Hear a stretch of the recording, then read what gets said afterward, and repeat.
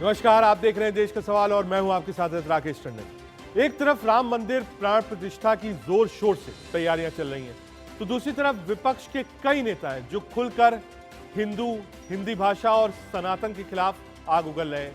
DMK के कई नेता लगातार हिंदू विरोधी नारे भी दे रहे हैं। तो उत्तर प्रदेश के कई बड़े नेताओं में शुमार समाजवादी पार्टी के वरिष्ठ नेता स्वामी प्रसाद मौर्य ने फिर से हिंदू के खिलाफ जहर उगला है। स्वामी प्रसाद मौर्य ने सार्वजनिक मंच से कहा है कि हिंदू धर्म नहीं, धोखा है। इससे पहले भी एक बार नहीं, दो बार नहीं, बल्कि कई बार सनातन हिंदू के खिलाफ बयानबाजी वो दे चुके हैं।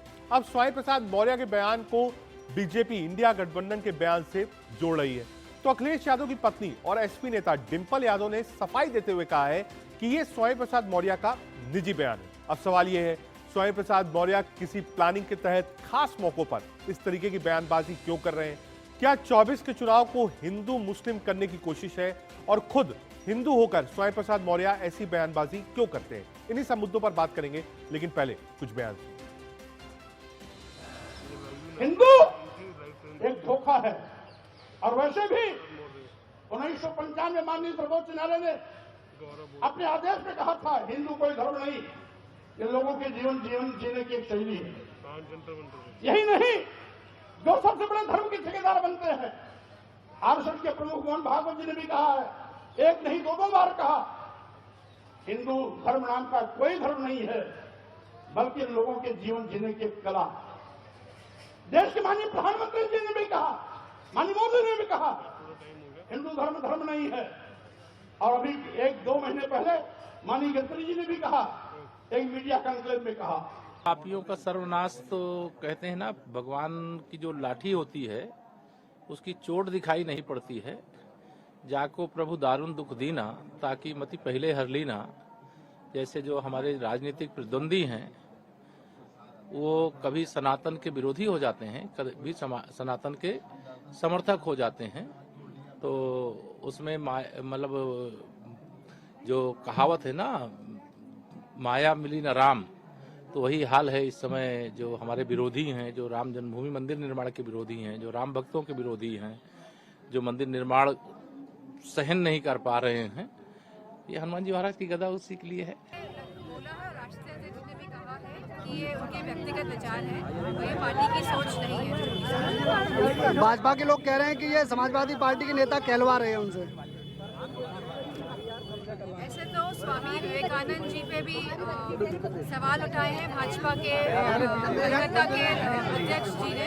तो इस तरह की बहुत सारी चीजें हैं जो सामने आई हैं, जो भाजपा के लोग बोल रहे हैं। लेकिन मेरा मानना है कि जो उनकी राय है वो सिर्फ उन्हीं की राय है, समाजवादी पार्टी की उससे कोई लेना देना नहीं। कि स्वामी प्रसाद मौर्य का जिस प्रकार से सनातन धर्म और हिंदुओं के खिलाफ जहर उगल रहे हैं, अब ऐसा प्रतीत होता है कि अब स्वामी प्रसाद मौर्य जी के पाप का घड़ा भर चुका है। अब उस घड़े पर बुलडोजर चलाने की आवश्यकता है। मैं माननीय मुख्यमंत्री योगी आदित्यनाथ जी से मैं आग्रह करता हूं, निवेदन करता हूं कि अब जल्द बुलडोजर चलाए। आखिर कब तक किस चीज़ का इंतजार कर रहे हैं? इतने दिनों से विष वमन कर रहे हैं स्वामी प्रसाद मौर्य जी। उनके राष्ट्रीय अध्यक्ष समाजवादी पार्टी के माननीय अखिलेश जी कार्रवाई अभी तक नहीं कर रहे हैं, बल्कि ऊपर से प्रमोशन उनका कर दिया हिंदुओं के खिलाफ बोलने के। और अब मुख्यमंत्री से आशा है, हम चाहते हैं कि पाप का घड़ा इनका भर चुका है, अब इस पे बुलडोजर चलाया जाए और इनको इनकी पूरी संपत्ति को सील किया जाए। सर, एक अलग सवाल है। स्वामी प्रसाद मौर्य ने कहा है कि हिंदू एक धर्म नहीं, धोखा है, धंधा है। क्या कहना? इस तरह की टिप्पणियां किसी भी नेता को धार्मिक मामलों में नहीं करनी चाहिए। इससे उन्माद फैलता है और समाज में बंटवारा। ये बार बार गलत बयानी कर रहे हैं। मैंने पहले भी कहा था, आज फिर कह रहा हूँ कि स्वामी प्रसाद मौर्य जी को निश्चित तौर से इस तरह की भाषा का इस्तेमाल नहीं करना चाहिए। और जो भी आपकी अगर कोई दिक्कत परेशानी है तो उसको आप अपनी बात करिए। मैं समझता हूँ किसी धर्म, हिंदू धर्म के बारे में बोलना ये पूरी तरीके से गलत बात है। इनके खिलाफ हम अखिलेश जी से भी आग्रह हम लोगों ने पहले भी कहा था, आज भी, कि ऐसे निश्चित इनकी जो बदजुबानी है इस पर जरूर कंट्रोल करना चाहिए और इनके ऊपर जरूर कार्रवाई करनी चाहिए। हम अपने पैनल पर चले, लेकिन उससे पहले आज देश का सवाल क्या है? आज देश का सवाल है, क्या सनातन के खिलाफ कोई एजेंडा चल रहा है? पहला, विपक्ष के कई नेता हिंदू विरोधी क्यों होते जा रहे हैं? स्वामी प्रसाद मौर्य बार बार आस्था को क्यों ठेस पहुंचाते हैं? क्या ऐसी बयानबाजी से विपक्ष को नुकसान हो रहा है, पूरे अलायंस को हो रहा है? हमारे साथ बातचीत करने के लिए इसी मुद्दे पर हमसे आनंद दुबे जी, शिवसेना उद्धव गुट के प्रवक्ता जुड़ रहे हैं। साथ ही साथ हमारे साथ राहुल लाल, पॉलिटिकल एनालिस्ट हमारे साथ हैं। हमारे साथ एच.एस. रावत, हिंदू धर्मगुरु भी जुड़ रहे हैं। बहुत स्वागत है आप तीनों का। मैं शुरुआत आनंद दुबे जी आपसे करना चाहूंगा क्योंकि आप राजनीतिक व्यक्ति हैं, उसके बाद जाता हूं रावत जी पे और राहुल लाल जी पे। ये पहली बार ऐसा नहीं हुआ है। आप देखिए, कुछ बयान तमिलनाडु से आया सनातन को लेकर, नॉर्थ को लेकर, रामचरितमानस को लेकर भी पहले स्वामी प्रसाद मौर्य ने यही बोला था। उसके बाद फिर वो कह रहे हैं कि हिंदू धर्म नहीं, धोखा है, धंधे का एक जरिया है। तो ये सीमित नहीं रहता। जब ऐसे बयान विपक्ष का कोई नेता देता है, स्वामी प्रसाद मौर्य को पूरा उत्तर प्रदेश जानता है, हो सकता है देश के नेता ना हो, मौर्यों के बड़े नेता हैं, बसपा में थे, फिर भाजपा में गए, अब सपा में भी है। जब वो ऐसा बयान देते हैं तो विपक्ष को एक तीर भी देते हैं चलाने के लिए, और राजनीतिक तीर होता है, प्लस आस्था। 24 का चुनाव सामने, कैसे देखते हैं आनंद दुबे जी? देखिए, सबसे पहले तो इस बयान की हम कड़ी निंदा करते हैं। ये दुर्भाग्यपूर्ण बयान है, किसी नेता के मुंह से शोभा नहीं देता। हम बार बार कह रहे हैं कि चाहे उत्तर प्रदेश से स्वामी प्रसाद मौर्य हो, चाहे बिहार से चंद्रशेखर यादव हो, चाहे तमिलनाडु से उदयनिधि स्टालिन हो, कोई भी नेता जो इंडिया गठबंधन में है और एक साथ भारतीय जनता पार्टी और मोदी जी को हराना चाहता है, तो कम से कम उन नेताओं या उन पार्टियों से ये हम नहीं उम्मीद कर सकते कि ऐसी बयानबाजी आएगी, ऐसी ओछी बयानबाजी आएगी। और रही बात स्वामी प्रसाद मौर्य जैसे नेताओं की, तो ये पहले बसपा में रहे, फिर बीजेपी में रहे, फिर समाजवादी में है, तो इनका कोई खुद का अस्तित्व तो नहीं है। ये बड़बोलेपन में तो है, लेकिन इनके ऊपर अंकुश लगाया जा सकता है उस पार्टी द्वारा जिस पार्टी इनके ऊपर बैठी है, जैसे समाजवादी पार्टी। उनको आके स्पष्ट कहना चाहिए कि भाई हम इनको पार्टी से निकाल रहे हैं, इन पर कड़ी कार्रवाई कर रहे हैं, इनके बयान से इत्तेफाक नहीं रखते, इनकी मानसिक दिवालियापन हो गया है, कुछ तो कहे ताकि देश की जनता को हम विश्वास। समाजवादी पार्टी ने कहा कि ये उनका व्यक्तिगत बयान है, लेकिन दुबे जी पहली बार नहीं हो रहा है, दूसरी बार ऐसा हो रहा है ना। आप कह दिए व्यक्तिगत है, डैमेज सिर्फ सपा को नहीं है, ये कोलैटरल डैमेज है इंडिया अलायंस। आप जब राजनीति में है तो व्यक्तिगत कैसे हो गए आप? हाँ। आपकी बयानबाजी से नफा नुकसान दोनों होता है। आप अच्छा काम करते हैं तो हमें लाभ होता है, आप खराब काम करते हैं तो हमें नुकसान होता है। तो स्वामी प्रसाद मौर्य, आप हिंदू हो चाहे न हो, ये आपका लुकआउट है, लेकिन हम सब यदि हिंदू हैं तो आपको हमारी आस्था पर चोट करने का कोई अधिकार नहीं है। हम हिंदू हैं, लेकिन हम किसी जाति धर्म का अपमान थोड़ी कर रहे हैं। हम तो वसुधैव कुटुंबकम की बात करते हैं, सनातन धर्म की बात करते हैं, पूरे विश्व के कल्याण की बात करते हैं। तो स्वामी प्रसाद मौर्य को अपने नाम के आगे से पहले स्वामी शब्द हटा देना चाहिए, क्योंकि स्वामी ये हमारे हिंदू और सनातन धर्म का बहुत ही पावन शब्द है। इतना बड़ा पावन शब्द अपने नाम पर लगा के उसके बाद हिंदू देवी देवताओं, हिंदू ग्रंथों, सनातन की बातों का अगर आप विरोध करेंगे, बुराई करेंगे, फिर भी आप सोचेंगे कि आप राजनीति में बने रहेंगे, आपको वोट मिलेगा, मंत्री पद मिलेगा, ये असंभव है। और खास करके देखिए, पूरा जो हमारा संपूर्ण भारत है ना, ये सनातन को बहुत रिस्पेक्ट करता है, मानता है। अलग अलग जाति धर्म संप्रदाय के लोग यहाँ रहते हैं, लेकिन लोग आज भी हमारे देश में राम भगवान, कृष्ण भगवान को दूसरे धर्म के लोग भी बहुत आदर और सम्मान देते हैं। ऐसे में अगर स्वामी प्रसाद मौर्य, जो खुद एक हिंदू लग रहे हैं मुझे नाम से, अगर वो ऐसा विरोधाभास की बात करेंगे तो कहीं न कहीं दुर्भाग्यपूर्ण है। हमारे इंडिया गठबंधन में कहीं कहीं कमजोरी होती है।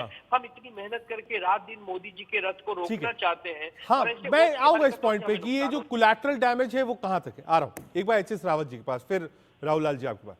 रावत जी, एक तरफ तो रामलला की बिल्कुल धूम मची हुई है, अयोध्या बिल्कुल सच के तैयार है और लोगों में उत्साह भी है, चाहे वो देश में हो या विदेश में बैठे हो।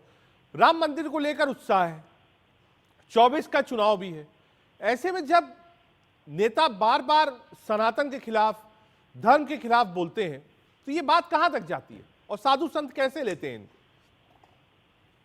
देखिए, इसके अंदर सबसे बड़ी प्रॉब्लम यह है कि जब आदमी ना असफल होता है अपने टारगेट में, अपने लक्ष्य के अंदर, अपने उद्देश्य में, तो वो फ्रस्ट्रेट हो जाता है।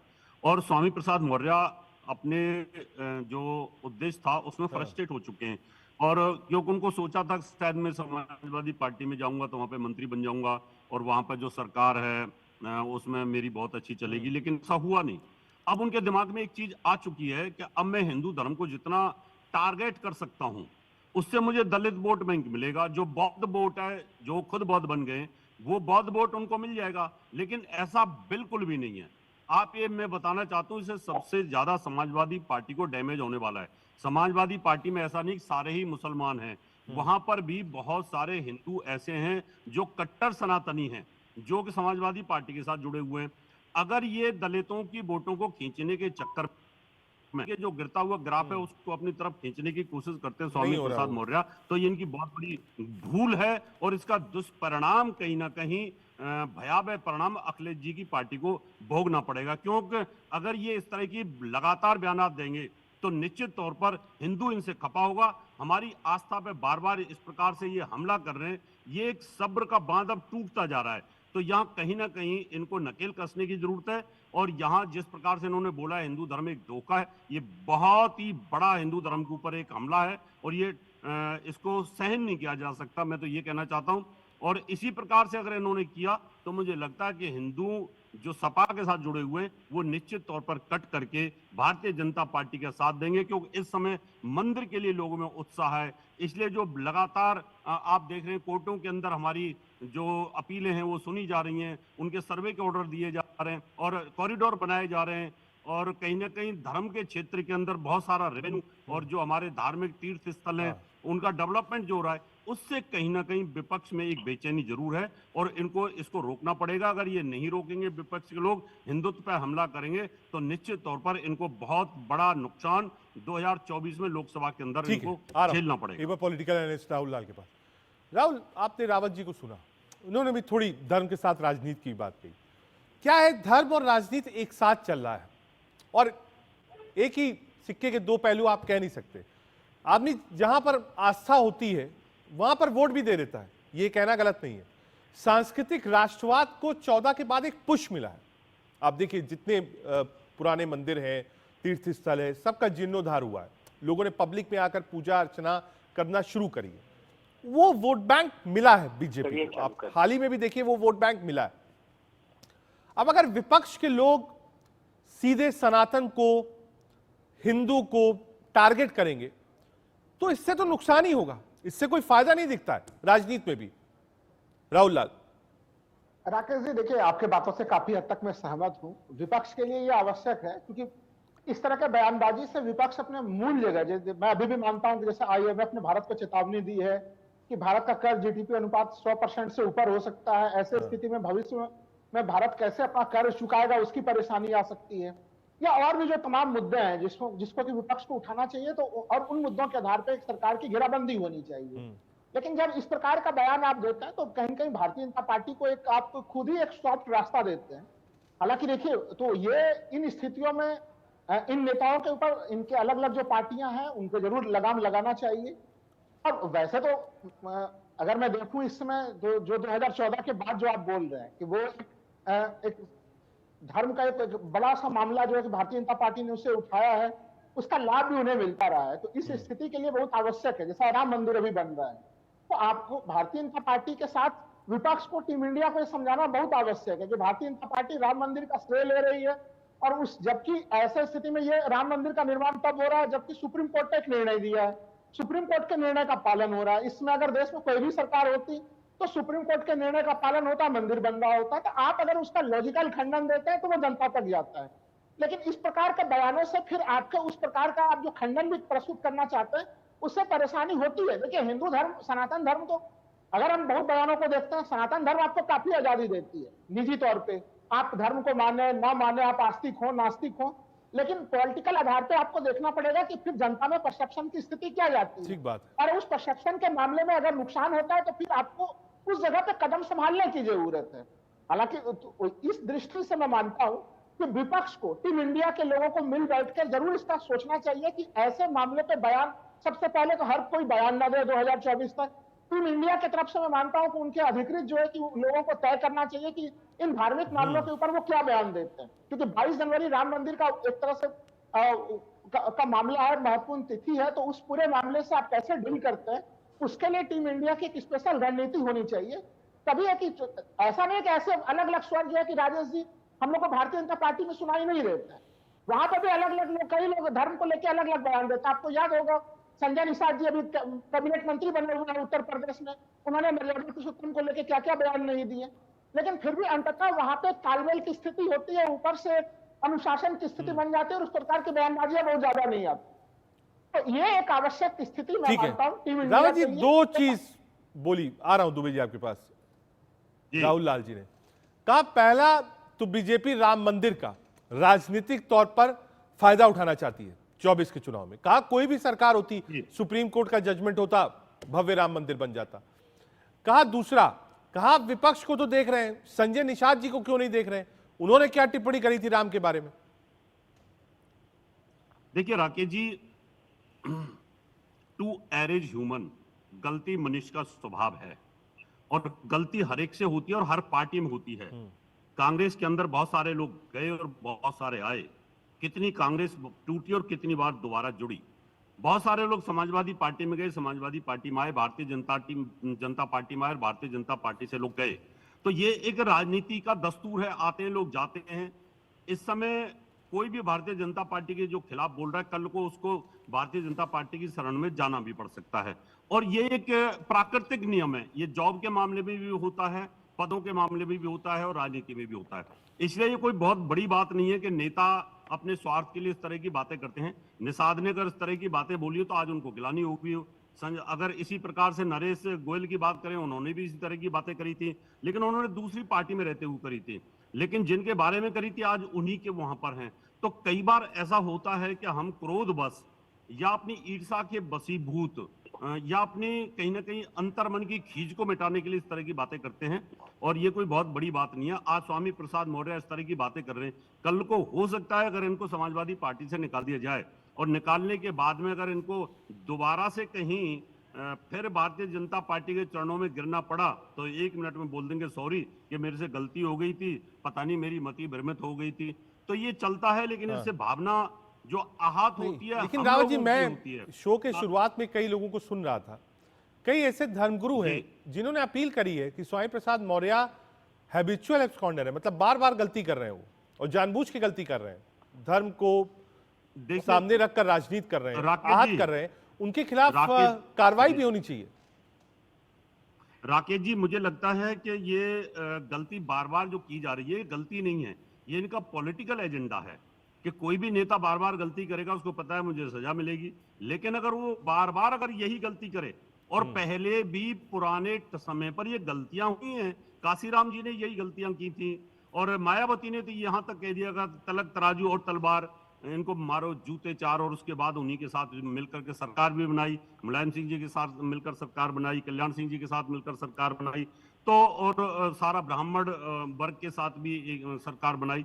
तो कहने की ये अपने फायदे के लिए कहीं पर भी गिर सकते हैं और कहीं पर भी, लेकिन धर्म को गाली देना, धर्म के खिलाफ बोलना, ये उचित नहीं है, क्योंकि यहाँ एक पूरा बहुत बड़ा वर्ग आहत होता है और ये स्वामी प्रसाद मौर्य पे यहाँ पर शिकंजा कसना चाहिए। एक बार आनंद दुबे जी को जोड़ लेते हैं। इस निंदा का आनंद जी, क्योंकि इंडिया अलायंस के पार्टनर आप भी हैं, मान लीजिए कोई बयान उदयनिधि स्टालिन देते हैं तमिलनाडु में, या स्वामी प्रसाद मौर्य देते हैं उत्तर प्रदेश में, या बिहार का कोई लीडर, मैं बहुत सेंट्रिक सवाल आपसे पूछ रहा हूं, तो बीजेपी ये कहती है कि साहब ये तो अलायंस वाले हैं, अलायंस शुड आंसर।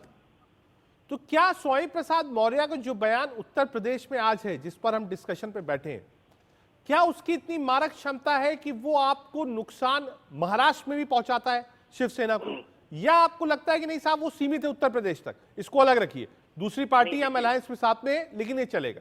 क्योंकि चुनाव तो लोकसभा का होगा, एक साथ होगा, प्रचार भी एक साथ होगा, तो बीजेपी का कोई व्यक्ति अगर लखनऊ में प्रचार करने के बाद मुंबई आएगा तो वो यही कहेगा कि अलायंस है। बताइए, वो तो ये कहते हैं राम के बारे में, हिंदू के बारे में, सनातन के बारे में। क्या आपको लगता है ये नुकसान है जो और अलायंस पार्टनर को झेलना पड़ता है अगर कोई दल का नेता ऐसा बोलता है तो? देखिए, स्वामी प्रसाद मौर्य को उत्तर प्रदेश के बाहर कोई नहीं जानता, ये बात सबको पता है। लेकिन चूंकि उस समाजवादी पार्टी का नेता है, पहले मंत्री रह चुका है, उसका अपना एक एरिया है, उसके साथ उसके कुछ समर्थक है, तो वो नेता तो अपने एरिया का है। यदि वो कोई बयान देता है तो उसका असर गठबंधन पे पड़ना ये भी तय है।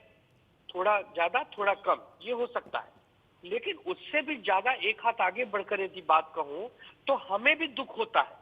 हम लोग भी इंसान हैं, हम राजनेता बाद में हैं, लेकिन पहले तो हम किसी किसी धर्म को मानते हैं।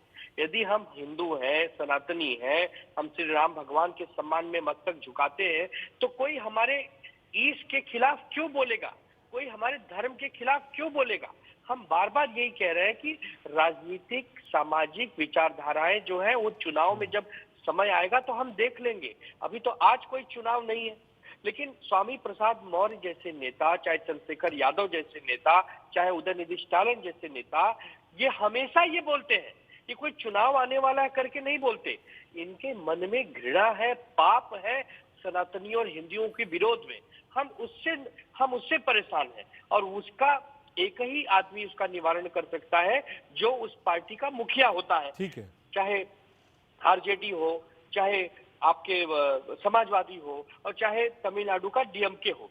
तो हम उन नेताओं से समय समय पे अपनी आपत्ति दर्ज करवाते हैं कि देखिए भाई, हम एक अलग अलग विचारधारा होने के बाद भी भारतीय जनता पार्टी को हराने के लिए एक मंच पर आए हैं, तो सामाजिक न्याय के लिए आए हैं, एक समरसता के लिए आए हैं, सबका साथ सबका विकास करने के लिए आए हैं। अगर कोई किसी से आपत्ति भी रखता हो, कोई मतभेद भी रखता हो, तो बंद कमरे में बैठ के उसको सुलह कर ले, न कि मंचों पर जाकर एक दूसरे के खिलाफ बोलना शुरू कर दे। और हम व्यक्तिगत रूप से अपनी पार्टी की तरफ से भी कहते हैं कि स्वामी प्रसाद मौर्य जैसे नेताओं को ऐसी ओछी हरकतों से बाज आना चाहिए। कोई ऐसी कथनी नहीं करनी चाहिए जिससे कि हमारा एक बहुत ही जबरदस्त, आज आप देखिए बहुत सारे सर्वे भी बता रहे हैं कि हम अच्छी स्थिति में हैं, इंडिया गठबंधन बहुत अच्छा लड़ रहा है, तो ऐसे बयानबाजी से कहीं कहीं निराशा हाथ लगती है। तो हम तो सीधा खुल के चेतावनी देते हैं, हम तो हिंदूवादी पार्टी हैं, हमारे नेता हिंदू हृदय सम्राट रहे हैं, तो हम बर्दाश्त ही नहीं कर सकते। हम एक कॉमन मिनिमम प्रोग्राम के तहत आए हैं, लेकिन कब तक झेलेंगे आपको। ठीक है, आ रहा हूं एक बार राहुल लाल के पास। राहुल लाल, मैं सोच रहा था कि समाजवादी पार्टी ने कोई बड़ा एक्शन स्वामी प्रसाद मौर्य पर नहीं लिया, कह दिया पर्सनल है, एक बार, दो बार, तीन बार रिपीट होने के बाद। हाइपोथेटिकली अगर हम आप बात करें तो आप सोचिए कि ऐसा क्यों। मान लीजिए दो राजनीतिक दल हैं, पक्ष और विपक्ष, पक्ष में बीजेपी है, विपक्ष में समाजवादी पार्टी है। इन टर्म्स ऑफ वोट ले लीजिए, इन टर्म्स ऑफ कैडर ले लीजिए, इन टर्म्स ऑफ एमएलएज ले लीजिए, इन टर्म्स ऑफ एमपीज ले लीजिए, सारी चीज मिला लीजिए तो पक्ष में बीजेपी है, विपक्ष की सबसे बड़ा दल उत्तर प्रदेश में समाजवादी पार्टी है।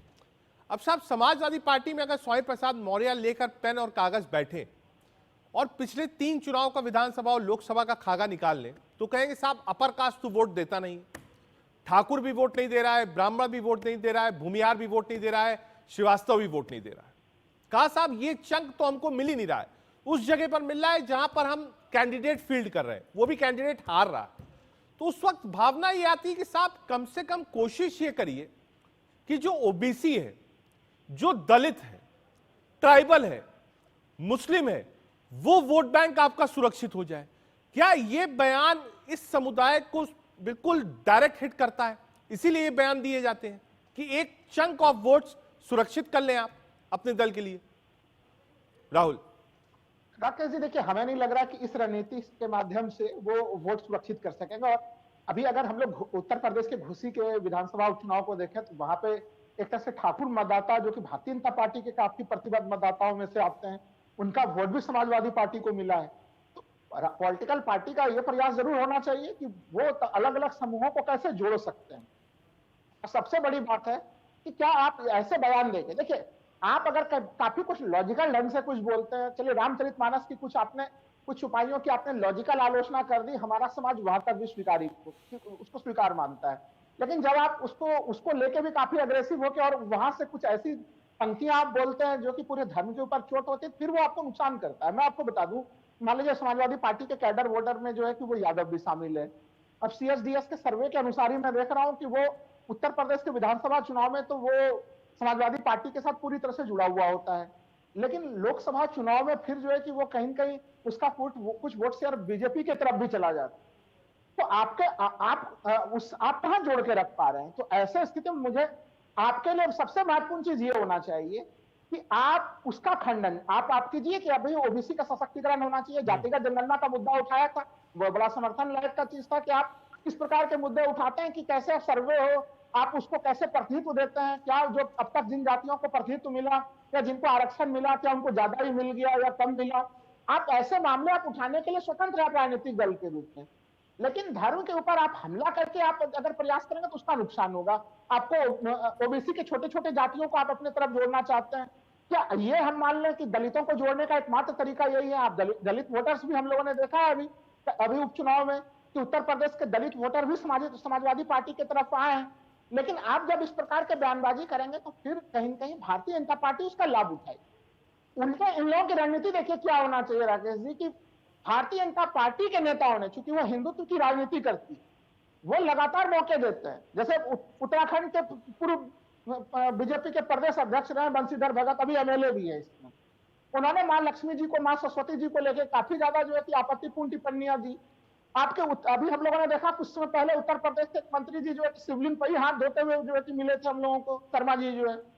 आप जो वहां पे इस प्रकार की गड़बड़ियां हो रही है, उस प्रकार की चीजों को आप कीजिए, अपनी गड़बड़ियों को दुरुस्त करके भारतीय जनता पार्टी की इन कमियों की तरफ आप इशारा कीजिए। ये आपके लिए एक रास्ता का चीज हो सकता है। आप गलतियों को आप गलतियों से दूर नहीं कर सकते, इस बात से मैं भी सहमत हूं।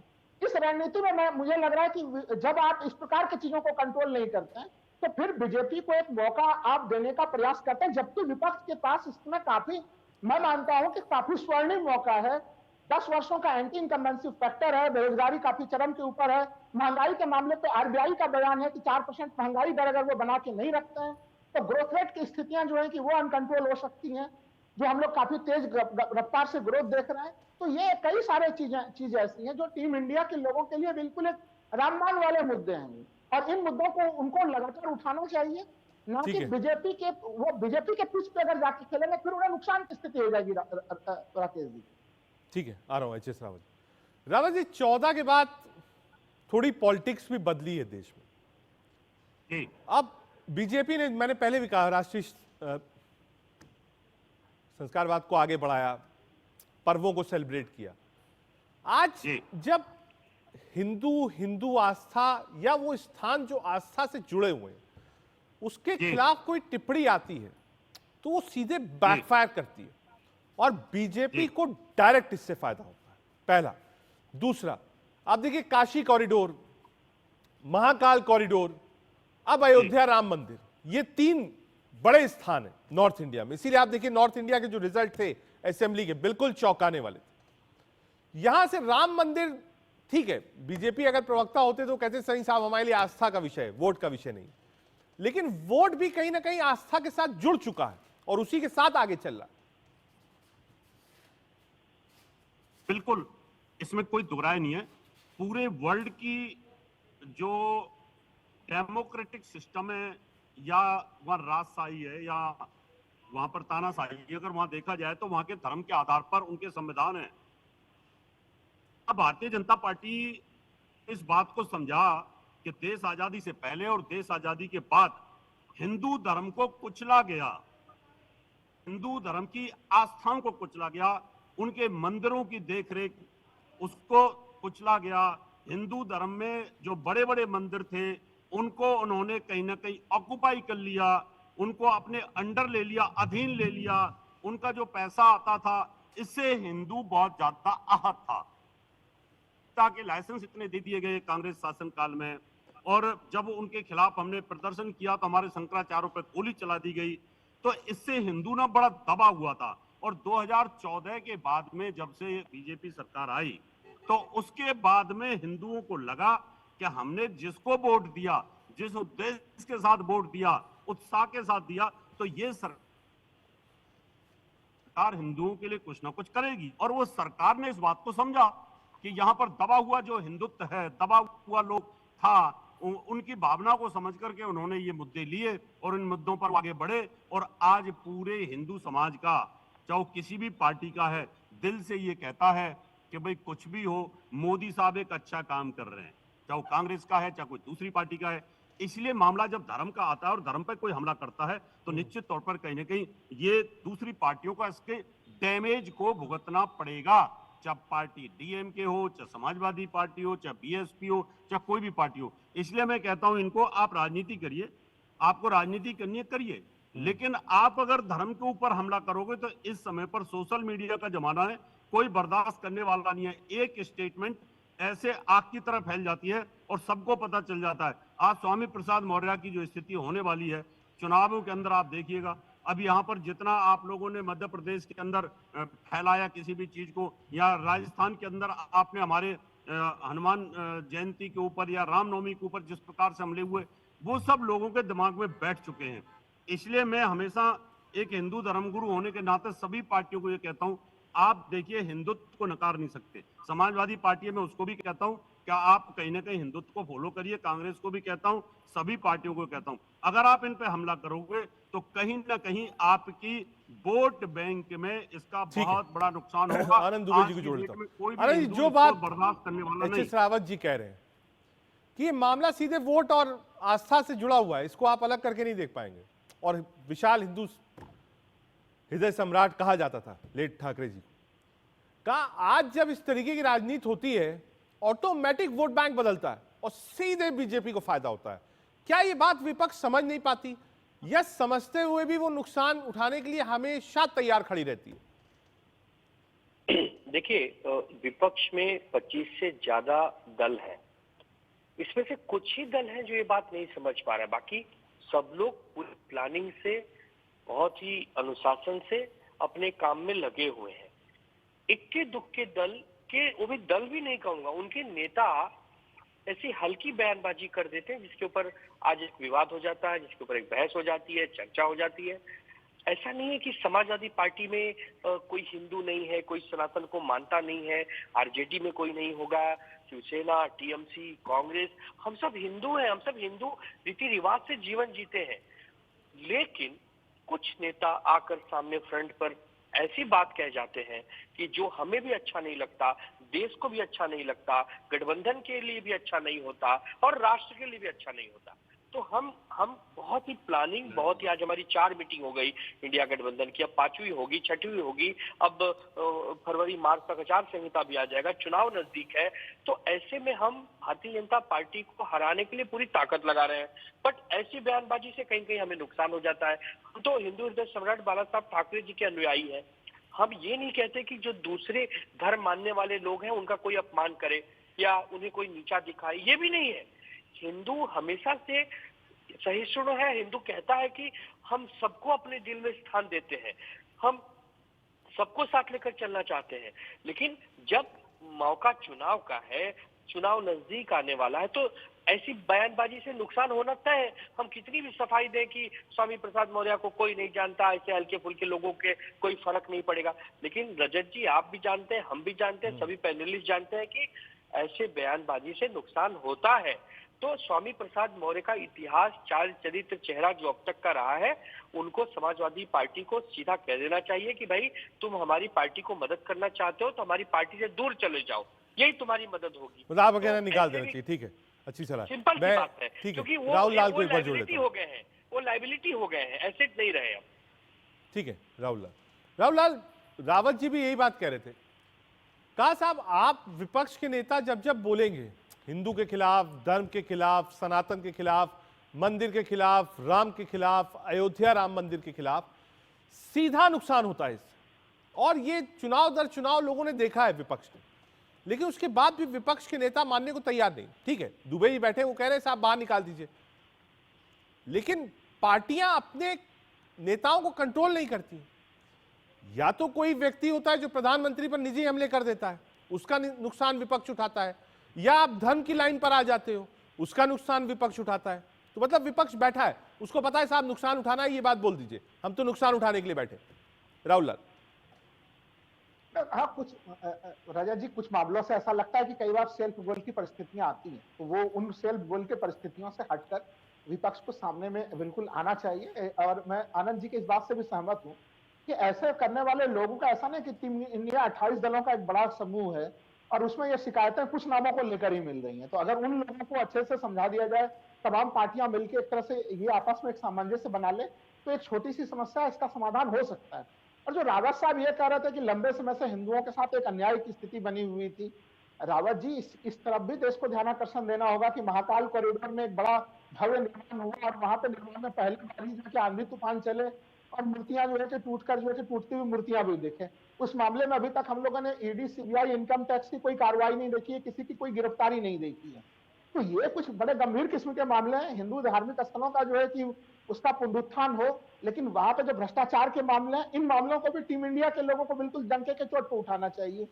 आज सोचिए कि जोशीमठ की जो स्थिति बनी हुई है, जो लोग भी दोषी हैं, लेकिन मैं कह रहा हूं वहां पे पुनर्वास की स्थिति राजेश जी क्या स्थितियां रही?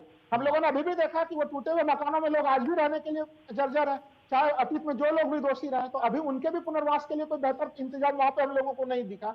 ये कई सारे चीजें हैं जिसको मामला उठाना चाहिए और विपक्ष को जो ये छोटी छोटी गलतियां होती है, मैं मानता हूं कि अभी जो 3 राज्यों में जो चुनाव हुए विधानसभा के, उसमें भी कांग्रेस 40% वोट शेयर लेके आई है, राजस्थान में भी उसके वोट शेयर में वृद्धि हुई है। लेकिन आप अगर ये छोटी गलतियां ना करते, हो सकता है कि आप वहां पे परिणाम में कुछ अलग परिस्थितियां देख सकते थे, क्योंकि 40% वोट शेयर को राजद जी मैं कम नहीं मानता, एक बड़ी उपलब्धि के रूप में नहीं, लेकिन जो चुनाव जीतना चाहिए था राहुल, अगर वो चुनाव आप हार रहे हैं, फिर डाटा का और 40-41% का कोई मतलब नहीं है। ये चुनाव तो आपको जीतने वाला चुनाव था, आपका टफ लैंड था, आप जीत सकते थे, लेकिन नहीं जीत पाए। नहीं, देखिए मैं तो कह रहा हूं कि राजस्थान तक भी कांग्रेस जीतने की स्थिति में थी, उसके वहां पर भी वोट शेयर बढ़े हुए हैं। तो मैं वही कह रहा हूं कि आप इस प्रकार के छोटी छोटी गलतियों के ऊपर जब आप काम करते हैं और विपक्ष एक तरह से बीजेपी को आप मौका नहीं देते हैं, तो ये एक स्थिति आपके लिए सरल स्थिति हो सकती है। और अभी भी लोकसभा चुनाव में समय है, टीम इंडिया के लोगों को इन मामलों को लेके, देखिए धर्म के आधार पर धार्मिक भावनाएं आहत भी तो होती है ना, जब आप ऐसा बयान देते हैं। हाँ। और धर्म काफी हमारे आस्था का विषय है, तो वो हमारे धार्मिक भावनाओं को भी आहत करता है। वो तो वैसे स्थिति में फिर वो व्यक्ति आपके साथ आपको वोट के राजनीति में वो आपके साथ कैसे जुड़ेगा? एक बिल्कुल बेसिक सा सवाल है ये। और भारतीय जनता पार्टी चुनाव लड़ रही है, वो तो इस मामले को उठाएगी, नेता का कोई छोटा है या बड़ा है, तो इसलिए आप ऐसे मौके ना दें। और बीजेपी के लोग इस प्रकार की जब सेल्फ गोल करते हैं, तो उसे इनको गंभीरता के साथ उठाना चाहिए। इस मामले पर मैं लगातार ये चीज कह रहा हूं। और दूसरे राम मंदिर के मामले को लेकर, राम मंदिर के मामले को लेकर विपक्ष को बिल्कुल क्लियर स्टैंड रखना चाहिए। कांग्रेस को तो मैं मानता हूं कि राम मंदिर का निर्माण अभी जो हो रहा है, उसका निर्माण तो 92 में हो जाता रजत जी। उस समय सोचे नरसिम्हा राव सरकार अध्यादेश लेके आई थी, भारतीय जनता पार्टी काफी ज्यादा विरोध कर रही थी। तो आपको इन सारे तथ्यों को अपने जनता के समक्ष तमाम जगह आपको उठाना पड़ेगा। लेकिन आप कैसे उठाएंगे इन तथ्यों को, जब आप ऐसे ऐसे छोटे छोटे सेल्फ गोल कर जाएंगे? आप उसी का स्पष्टीकरण में आप परेशान रहते हैं। ठीक है रावत जी, 24 का चुनाव और राम मंदिर इफेक्ट क्या देखते हैं आप? देखिए, अगर राम मंदिर की बात को मैं ना भी कहूं, तो इस समय जनता के दिमाग में राकेश जी एक चीज बैठ चुकी है कि भारतीय जनता पार्टी का जो काम करने का तरीका है वो वाकई एक विकासशील है, और देश के प्रति उनके अंदर एक भावना है, उनके नेताओं में एक भावना है, विकास की भावना।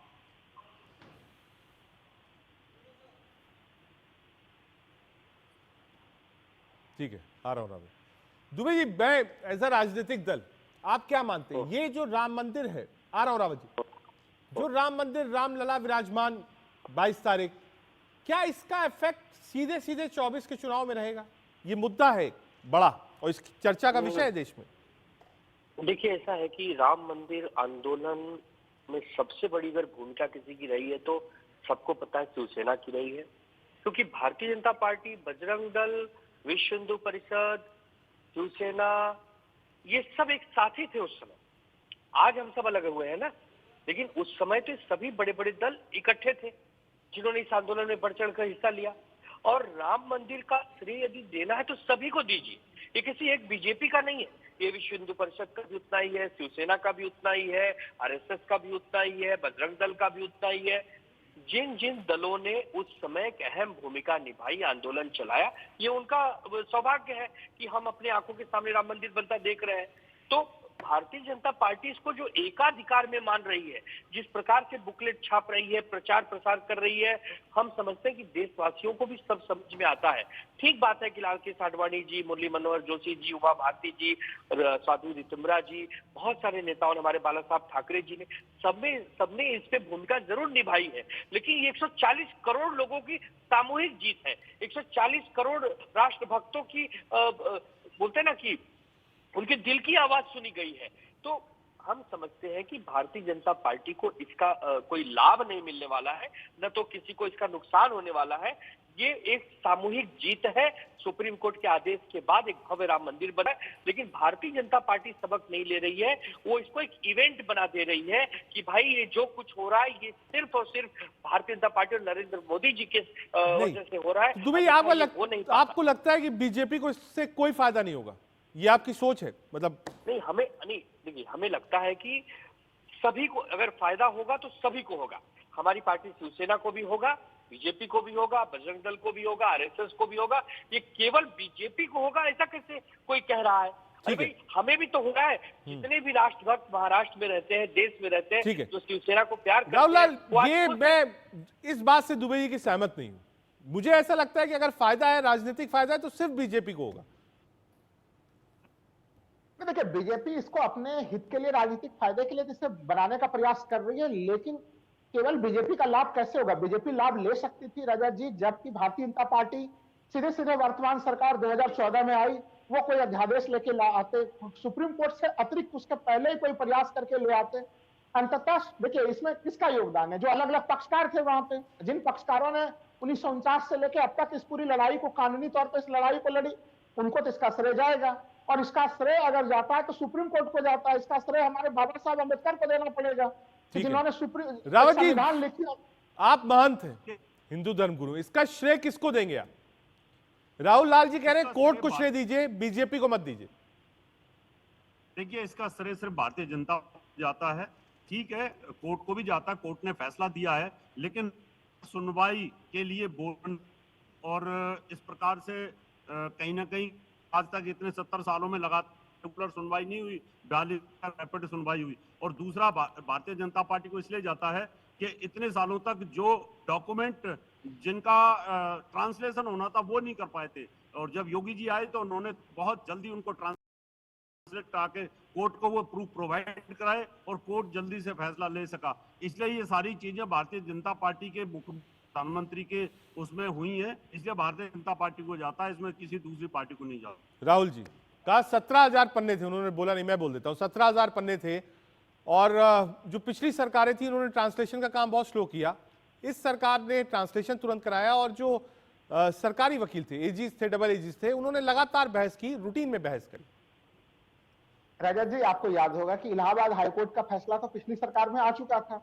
देखिए, सुप्रीम कोर्ट तक, अब कोर्ट अगर कह दे कि कोर्ट के आदेश हो कि नहीं आप इन दस्तावेजों का जो है कि आप इसका अनुवाद कराएं, तो क्या कोई भी सरकार होगी वो अनुवाद करने से मना कर सकते हैं? ये जो एक परसेप्शन गढ़ने की कोशिश हो रही है कि राम मंदिर का निर्माण इसलिए हुआ है कि उत्तर प्रदेश में योगी जी हैं, देश में मोदी जी हैं, तो क्या तमाम भारतीय जनता पार्टी के समर्थक या भारतीय जनता पार्टी यह संदेश देना चाहती है कि उन्होंने न्यायपालिका को अपने प्रभाव में लिया, प्रयोग किया? देखिए, मैं मानता हूँ कि सीधे सीधे यहाँ चुनाव आने वाले हैं, तो आप समझ सकते हैं ना दूसरी पार्टी को श्रेय कैसे जा सकता है, जब एक इतने सीनियर एडवोकेट का श्रेय ये सरकार कैसे ले सकती है? इसका political mileage Bharatiya Janata party ले। आज के डेट में किसी की भी सरकार होती, आज के डेट में ये मंदिर बन रहा होता, आप सोच के देखिए भाई, एक जमीन का विवाद का मामला था, विवाद का मामला सुप्रीम कोर्ट होते, हाई कोर्ट होते हुए सुप्रीम कोर्ट आया, लोअर कोर्ट से होते हुए पूरी यात्रा तय की। तो जब सुप्रीम कोर्ट में, अगर इस पिछले सरकार में ही वो हाई कोर्ट का परिणाम आ चुका था, तो हाई कोर्ट में जब सुनवाई हुई तो क्या बिना अनुवाद के सुनवाई हो गई? हाईकोर्ट के लिए, हाईकोर्ट में भी तो सुनवाई जो है अंग्रेजी में हुई है, उसमें भी अनुवाद कराया। राहुल जी, मैं इस बात पर कह रहा हूं कि लोग कह रहे हैं ना सारी पार्टियों को जाएगा, सारी पार्टियों को कैसे जाएगा? जब एक पार्टी का सीनियर वकील ये कह रहे हैं कोर्ट में जाकर के कि अभी ये फैसले को रोक दीजिए, इससे पॉलिटिकल माइलेज जो भारतीय जनता पार्टी को मिलेगा, तो ये सब चीजें तो पब्लिक प्लेटफॉर्म पे आ चुकी है ना। हाँ, चलिए, बड़ा अच्छा मुद्दा उठाया आपने। एक चीज बता दीजिए कि वो जो वकील था, लड़ती रही, वो जो वकील था, क्या वो वहां पे कांग्रेस का विचार प्रकट कर रहे थे? कपिल सिब्बल अपने व्यक्तिगत हैसियत में वो बातें कह रहे थे। वो ऐसा नहीं था कि कांग्रेस पार्टी कोई पक्षकार थी और कांग्रेस पार्टी जाके ये बातें कर रही थी। लेकिन मनमोहन सिंह सरकार ने तो एफिडेविट भी दिया था, राम काल्पनिक है, इनका कोई अस्तित्व नहीं है। चलिए रावत जी नहीं कर सकते ना। 1999 मैं आपको बता देता हूँ, मैं एक सेकंड में जवाब देता हूँ। 1999 में किसकी सरकार थी? अटल बिहारी वाजपेयी जी की सरकार थी। सेतु समुद्रम प्रोजेक्ट लेके कौन आए थे? आप देखें उस पूरे सरकार का सेतु समुद्रम प्रोजेक्ट, जिसमें किसको कृत्रिम माना गया था। और फिर अभी 2022 में पृथ्वी विज्ञान मंत्रालय, जहां पे जितेंद्र सिंह जी केंद्र सरकार में मंत्री है, उस पृथ्वी विज्ञान मंत्रालय ने क्या मतलब प्रस्तुत किया? ऊपर बात था कि आप राम मंदिर का मुद्दा इसी बेस पर अटल जी को इसलिए 370। ठीक है, दुबे जी एक कमेंट आपसे, क्या इंडिया अलायंस की जो अगली बैठक हो उसमें इस बात पर भी विचार होना चाहिए कि कम से कम जो नेता हैं, अलायंस पार्टनर हैं, वो सोच समझकर बयान दें, वो बयान ना दें जिससे उनकी पार्टी और अलायंस के जो दूसरे दल हैं उनको नुकसान हो। इस चीज को क्या आप रेस करेंगे? रजत जी, बिल्कुल होना चाहिए। हमने इसके पहले भी अपनी आपत्ति दर्ज कराई है और आने वाली मीटिंग में भी हम ही कराएंगे, क्योंकि हमें अच्छे से पता है कि अब हम बाउंड्री लाइन पे खड़े हैं। भारतीय जनता पार्टी को हम घेर सकते हैं बशर्ते यदि हम सब अपने आपसी जो छोटी मोटी मतभेद है उसे भूल जाए और एक साथ सामूहिक बयानबाजी करें। जैसे हमें कोई बयान भी देना है तो पार्टी की गाइडलाइन हो, एक सामूहिक जीत हो कि भाई इस पर बोलना है, इस पर नहीं बोलना है, इस पर क्या कहना है, कैसे कहना है। यही तो प्रवक्ताओं का, यही नेताओं का काम होता है और ये हम समझते हैं कि आने वाली मीटिंग में इसका मुद्दा हम रखेंगे। और भी पार्टियों को बुरा लगा है और भी लोग रखेंगे और जो इस पूरे महागठबंधन में जो 27-28 दल है, हम अपने सभी शीर्ष नेताओं को ये संतुष्ट भी कर पाएंगे कि साहब आने वाले समय में ऐसे लोगों को आप अपनी पार्टी में स्थान मत दीजिए जो हमारे गठबंधन को नुकसान पहुंचाते हैं। जरूर रखेंगे। ठीक है राहुल लाल जी, मैं उसी चीज को आगे बढ़ाता हूं। जब ये बयान आते हैं तो उसके बाद आप देखिए एक छड़ी भी लग जाती है और ये सिर्फ कह देना कि नहीं साहब हम इस बयान से अपने आप को अलग करते हैं, ये उनका व्यक्तिगत बयान है, पर्सनलाइज्ड मैटर है, हम बात करेंगे। इससे पब्लिक परसेप्शन भी खराब होता है पार्टी का और लीडर का। रजत जी देखिए, इस मामले से मैं सहमत हूं। राजनीति में अंततः देखिए 140 करोड़ की आबादी वाला ये देश है, वहां पे आप क्या चीज करते हैं उससे ज्यादा महत्वपूर्ण है कि आपका परसेप्शन कैसा है, क्योंकि जनता वोट अंततः परसेप्शन के आधार पे करती है। और यहाँ पे परसेप्शन मैनेजमेंट में अगर आप पीछे हो जा रहे हैं तो फिर ये आपकी रणनीतिक कमी है। तो ऐसे बयान अगर वो कोई व्यक्ति बार बार दे रहा है, मैं कह रहा हूं देखिए बयान अगर लॉजिकल किस्म का हो, बयान से अगर आपको लग रहा है कि समाज को कुछ लाभ होने वाला है कहीं पे, तब तो ठीक है। लेकिन आप वैसे बयानों में एक आप धर्म के ऊपर उस रूप में हमला कैसे कर सकते हैं जिससे भावनाएं आहत हो सके? तो ये तो बड़ी एक मुश्किल सी चीज है। और मैं मानता हूं कि टीम इंडिया के ऐसे लोगों को, अगर टीम इंडिया थोड़ी भी गंभीर होगी तो वैसे लोगों को आसानी से जो है कि समस्या को सॉल्व किया जा सकता है, वैसे लोगों को बंद कराया जा सकता है कि आप वो भविष्य में इस प्रकार के बयान ना दें। चलिए अतीत में जो बयान दिए सो दिए, लेकिन आगे भी अगर वो ऐसा बयान ना देंगे तो फिर उनकी मुश्किलें काफी हद तक जो कि समाप्त हो जाएंगी। आपको भारतीय जनता पार्टी बहुत मौके दे रही है। वो हमें लग रहा है कि धर्म को लेकर भारतीय जनता पार्टी के तमाम नेताओं ने जिस जिस तरीके के बयान दिए हैं उसके ऊपर अगर टीम इंडिया हमला करना शुरू कर दे और उनके असफलताओं की गिनती कराए, भाई 10 साल की सरकार है, टीम इंडिया से इनके मांग करनी चाहिए कि आप अपना रिपोर्ट कार्ड दिखाइए, आप अपने काम का रिपोर्ट कार्ड बताइए। आपको मुद्दों के आधार पर आप घेरिए उन्हें, बीजेपी के पिच पे मत जाइए। आप एक तरह से जब आप धर्म को कुछ टिप्पणी करते हैं, धार्मिक टिप्पणी इस रूप में नेगेटिव किस्म के, तो आप बीजेपी के पिच पे जाने का प्रयास करते हैं और फिर आप सेल्फ गोल की स्थिति में होते हैं। तो सेल्फ गोल का काम हम लोगों ने देखा है कि जो आप रजत जी कह रहे थे कि जीतते हुए चुनाव को हारते हुए देखा है हम लोगों ने। तो अब ये शिक्षा भी लेने की बड़ी सख्त जरूरत है। ठीक है, सितंबर के बाद सीधे दिसंबर में टीम इंडिया की बैठक हुई है। ये आप आपस में संवाद लगातार बनाए रखें तीव्र गति से, और इन मामलों को वहां पे एक छोटी सी बैठक में आसानी से समाप्त किया जा सकता है। रजत, ठीक है, रावत जी के पास। रावत जी, राहुल लाल जी कह रहे हैं कि ऐसा नहीं कि सिर्फ बयान जो है वो विपक्ष की तरफ से आता है, सत्ता पक्ष और बीजेपी के भी कई नेता और उनके सहयोगी दल भी कई बयान देते हैं, लेकिन उस बयान को बहुत ज्यादा तूल नहीं दी जाती जितना कि विपक्ष के बयान को दी जाती है। देखिए, विपक्ष की जो भूमिका है उनका फर्ज ये बनता है कि जो जनता के मुद्दे हैं उनको ध्यान में रखना होगा। और इन राम मंदिर के मुद्दे पर तो विपक्ष पूरी तरीके से फंस चुका है। यहाँ पर सबसे बड़ी प्रॉब्लम इनकी है कि अगर ये जाते हैं तो फंसते हैं, नहीं जाते हैं तो और फंसते हैं। तो इनकी जो हालत है विपक्ष की ना, तो इस समय सभी पार्टियों की बहुत बुरा हालत है। तो यहाँ पर इनकी सिचुएशंस कहते हैं ना कि सांप के मुंह में छछूंदर वाली स्थिति आ चुकी है इस समय। क्योंकि अगर ये सारे इनको निमंत्रण दिए जाते हैं और ये पहुंचते हैं तो ये लगेगा कि इन सब ने विरोध किया था, और उसके बाद यहाँ पर ये आ चुके हैं और ये दर्शन करने पड़ेंगे। फुटेज मिलेगी, मीडिया वहाँ पर आएगी, मीडिया उन सब चीज़ों को दिखाएगी, फिर इनके इंटरव्यू लिए जाएंगे। तो इसलिए मुझे लगता है कि कहीं ना कहीं ये सब इसको अवॉइड करेंगे और ये अपनी पार्टियों के ऑफिस में रहेंगे। ये जाने वाले नहीं है, इनको अगर निमंत्रण भी मिलता तो भी ये नहीं जाएंगे। ठीक है दुबे जी, इस बात को लेकर भी बहुत बवाल है कि किसको निमंत्रण मिला, किसको निमंत्रण नहीं मिला। किसको निमंत्रण मिला है वो जाएगा या नहीं जाएगा। कई राजनीतिक दलों ने कहा नहीं साहब इसको पॉलिटिकल कर दिया गया है, हम बाद में फैसला लेंगे। इस बात पर भी लड़ाई है। बीजेपी के कई नेता कह रहे हैं कि नहीं साहब समाजवादी पार्टी को निमंत्रण नहीं देना चाहिए। तो अभी लड़ाई निमंत्रण को भी लेकर चल रही है।